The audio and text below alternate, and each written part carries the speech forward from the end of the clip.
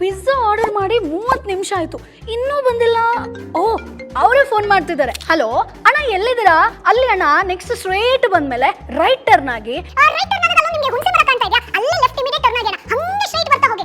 ನಿಮಗೆ ಒಂದು orange building ಕಾಣುತ್ತೆ, ಸೊ ಅಲ್ಲೇ ಟರ್ನ್ ಆದ್ಮೇಲೆ ನಿಮಗೆ ಒಂದು ಜಿ ಟೈಲರ್ ಅಂತ ಶಾಪ್ ಕಾಣುತ್ತೆ ನೋಡಿ, ಹೌದಾ? ನೆಕ್ಸ್ಟ್ ಇಮಿಡಿಯೇಟ್ ಟರ್ನ್ ಆಗಿ ಅಣ್ಣ, ಹಂಗೆ ಡೌನ್ ಬನ್ನಿ ಅಣ್ಣ.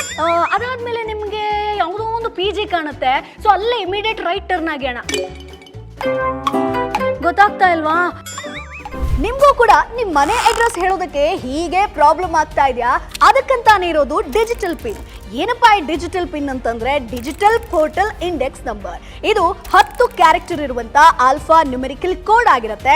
ಇಂಡಿಯಾದಲ್ಲಿ ಯಾವುದೇ ಗಲ್ಲಿ ಇರಲಿ 4x4 ಮೀಟರ್ ಸ್ಕ್ವೇರ್ ಅಲ್ಲಿ ಪಾಯಿಂಟ್ ಮಾಡಿ ನಿಮ್ಮ ಲೊಕೇಶನ್ ಅನ್ನ ತೋರಿಸುತ್ತೆ. ಹಾಗೆ ಡಿಜಿಪಿನ್ ಮೂಲಕ ನಿಮ್ಮ ಮನೆ ಆಗಿರ್ಬೋದು, ಶಾಪ್ ಆಗಿರ್ಬೋದು, ಯಾವುದೇ ಸ್ಪಾಟ್ ಆಗಿರ್ಲಿ, ಇಲ್ಲಿ ನೀವು ಯುನೀಕ್ ಡಿಜಿಟಲ್ ಅಡ್ರೆಸ್ ಅನ್ನ ಇಟ್ಕೋಬಹುದು.